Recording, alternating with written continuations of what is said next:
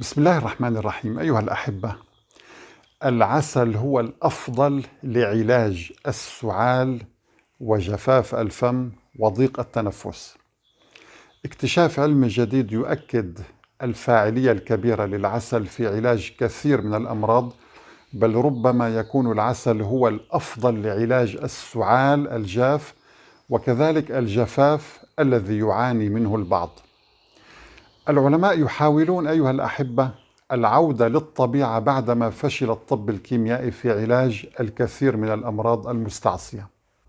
لقد وجدوا في العسل خير شفاء لكثير من الأمراض، ومن الأبحاث العلمية التي لا زالت قليلة أن فريقا من علماء الطب في كلية طب جامعة بنسلفانيا وجدوا أن العسل قد أظهر فاعلية كبيرة جدا في خفض حدة وتوتر السعال الليلي، كما حسن أداء الرئتين بشكل ملحوظ وبخاصة عند الأطفال وعند كبار السن.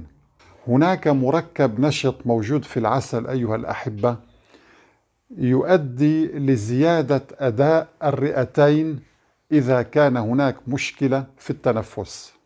ويقول الخبراء أيها الأحبة إذا تم مزج العسل بالليمون أو الزنجبيل فإن فاعليته تكون أعلى بكثير لعلاج ضيق التنفس وعلاج بعض الفيروسات الخاصة بالجهاز التنفسي.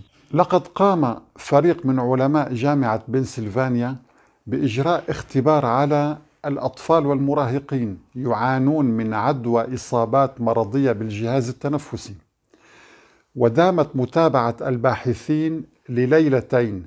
الليلة الأولى لم يتلقى أي من الأطفال والمراهقين المشاركين في الدراسة علاجا من أي نوع، وفي الليلة الثانية تم تقسيمهم إلى مجموعات تلقت إحداها عسلا وتلقت البقية أدوية متنوعة، والمجموعة الأخيرة لم تتلقى أي شيء. لقد كانت النتائج مذهلة أيها الأحبة، أن الذين تلقوا العلاج بالعسل تحسن أداء الرئتين بشكل كبير جدا، وكانت قدرة الأطفال والمراهقين على النوم أعلى، وخفت حدة هذا السعال وعدد مرات السعال في الليل. كما أثبتت دراسة علمية جديدة أن العسل يساعد في تخفيف حالات جفاف الفم أو ما يسمى بنشفان الريق.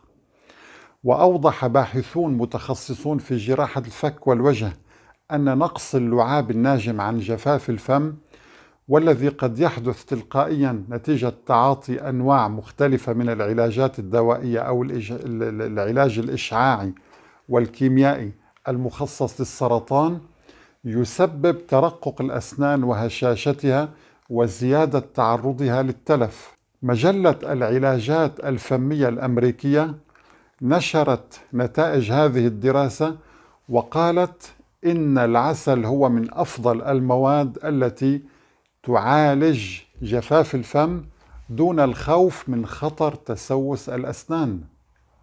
كما يجب أن نعلم أيها الأحبة أن العسل هو الدواء الذي لا يترك أي آثار جانبية، وهو علاج رخيص مقارنة ببقية الأدوية، وهو يقي من أنواع عديدة من السرطان، وهو علاج فعال لعلاج الحروق والقروح والجروح، بل هناك دراسات تعتبر أن العسل من أفضل الأدوية لعلاج الحروق.